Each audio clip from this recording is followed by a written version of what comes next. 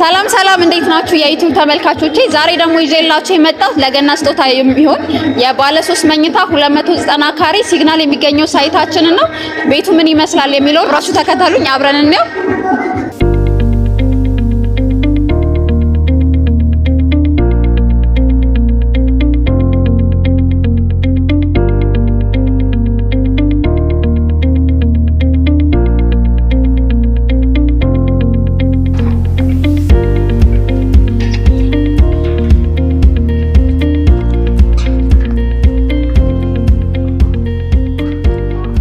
እሺ እንግዲህ አሁን በመጀመሪያ የማሳያችሁ የማስተር ቤድሩሙ ዛሬ ደግሞ ከማስተር ቤድሩሙ እንጀምርና አሁን ያለሁበት ማስተር ቤድሩሙ ወይም ደግሞ ዋናው መኝታ ክፍል ነው። እንደምታዩት በጣም ሰፊ ነው። ወደ ቁም ሳጥኑ ስንሄድ ግን በመጀመሪያ ቁም ሳጥኑ ወደ 3 ሜትር ርዝመት ያለው ቁም ሳጥን ነው። እንደምታዩት በጣም ረጅም የሆነ ቁም ሳጥን ነው ያለው። በጣም ለመንቀሳቀሻ ፍሪ ሆነ ነው። እዚህ ጋር የመዋቢያ መስታወት ነው። ከዛ በመቀጠል ግን የምንገባው ወደ ማስተር ቤድሩሙ መታጠቢያ ክፍል ማለት ነው። መታጠቢያ ክፍሉ ይሄንን ስፋቱን እዩት። ከመታጠቢያው ክፍል ውጪ እዚህ ጋር መጸዳጃው ማለት ነው ሰፋ ተደርጎ የተሰራ ረዘም ተደርጎ ለመንቀሳቀሻ ፍሪ የማይጨንቅ ክፍል ነው መኝታ ክፍሉ መታጠቢያ ክፍሉ ማለት ነው። በመቀጠል የምንሄደው ወደ ቀጣዩ ክፍል ከመሄዳችን በፊት ግን አንድ የረሳሁት ነገር እዚህ ጋር ባልከኒ አለ። ባልከኒ ወይም በረንዳ ማለት ነው። ይሄ በረንዳ የሚያያዘው ከዋናው ሳሎን ጋር ማለት ነው። ሳሎኑና ሊቪንግ ሩሙና ማስተር ቤድሩሙ አንድ ላይ የጋራ በረንዳ ወይም ደግሞ ባልከኒ ያላቸው ማለት ነው። በመቀጠል የምንሄደው ወደ ሁለተኛው መኝታ ክፍል እንሄድ። ዛሬ ማሳያችሁ ባለ 3 መኝታ ክፍል ሲግናል የሚገኘው ነው። ሁለተኛው መኝታ ክፍል ደግሞ ይሄንን ይመስላል። ይሄ ሁለተኛው መኝታ ክፍል ነው። ይሄም የራሱ ቁም ሳጥን አለው። ከዛ በተጨማሪ የራሱ በረንዳ አለው። ይሄኛው ወጥቶ ንፋስ ለመቀበያ ከበቂ በላይ ቁጭ ብሎ እንዲሁም ደግሞ ከራስ ጋር ለማዳመጥ ውጪውን ለማየት ንፋስ ለመቀበል በጣም ከበቂ በላይ ሆነ በረንዳ አለው ማለት ነው። ይሄ የመጀመሪያ ልጅ ወይም ደግሞ የበኩር ልጅ የሚባለው የሚተኛበት ማለት ነው። በመቀጠል የምንሄደው ወደ ኮመን ባዝሩም ነው። ሶስተኛው መኝታ ክፍል ከመሄዳችን በፊት መሃል ላይ ኮመን ባዝሩም እናገኛለን። ኮመን ባዝሩሙ ደግሞ ይሄንን ይመስላል። ኮመን ባዝሩም ማለት ያው የጋራ አጠቃላይ ሁለተኛው መኝታ ክፍል እና ሶስተኛው መኝታ ክፍል እንዲሁም ደግሞ ሳሎን ላይ እንግዶች የሚጠቀሙበት ኮመን ባዝሩም ማለት ነው። መታጠቢያ ክፍልና እዚህ ጋር ደግሞ መጸዳጃ ማለት ነው። እንዲሁም ደግሞ ላውንደሪ ማስቀመጫ አለው። ከዛ በተጨማሪ ሶስተኛ የምናየው የልጆች መኝታ ክፍሉ ነው። የልጆች መኝታ ክፍሉ ደግሞ ይሄንን ይመስላል። ይሄ የልጆች መኝታ ክፍል ነው። ይሄም እንደዚህ በጣም ሰፊ ነው። 2 አልጋ አስቀምጧል። እናንተ ከፈለጋችሁ እዚህ ጋር 3ኛ አልጋ መጨመር ትችላላችሁ።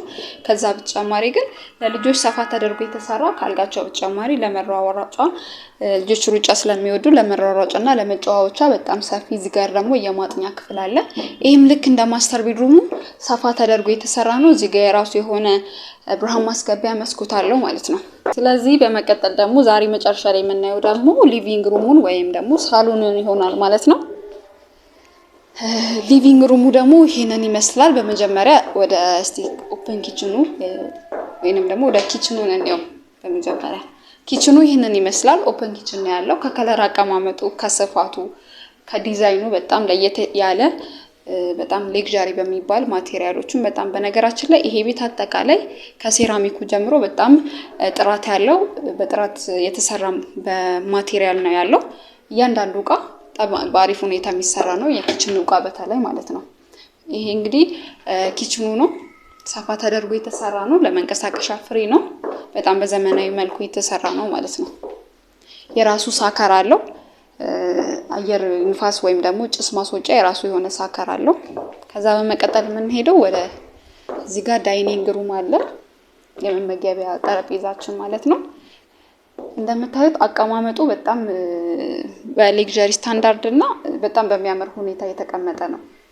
እዚህ ጋር የመመገቢያ ክፍል አለ። እዚህ ጋር ደግሞ ሳሎኑ ወይም ደግሞ ማረፊያ ክፍል አለ ማለት ነው። የቲቪ ቦታው ይሄንን ይመስላል። ሳሎኑ እንዳጠቃላይ ደግሞ ይሄንን ይመስላል። ቀደም ያልኳችሁ ከማስተር ቤድሩሙ ጋር ይያያዛል ያልኳችሁ ባልካኒ እንግዲህ ይሄንን ይመስላል። ባልካኒ ይሄ ነው። በአጋጣሚ ዛሬ መከፈት ስለማይችል ነው። ከማስተር ቤድሩሙ ጋር የሚያያዝ የራሱ የሆነ ባልካኒ ያለው ሳሎኑ ማለት ነው።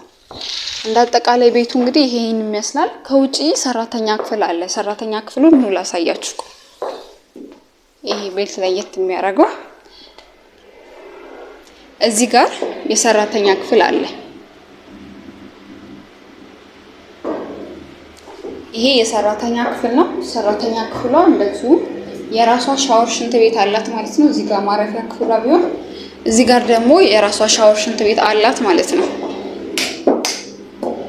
ይሄንን ይመስላል። ሰራተኛዋ ራሱ የሰራተኛ ክፍሉ ራሱን የቻለ ለላጤ መኖር የሚችልበት ቤት ነው ማለት ነው። በጣም የሚያምር የሰራተኛ ክፍል ነው። ይሄ እንግዲህ የሚገኘው በሲግናል ድንበሯ ጋር ባለው ሳይታችን ነው። ከዚህ በተጨማሪ ግን አማራጮች የተለያዩ ሳይቶች 5 ሳይቶች አሉ። ቦሌ ኤርና ሞል አለን፣ አትላስ አለን፣ ሾላ አለን፣ እንዲሁም ደግሞ 24 አለን።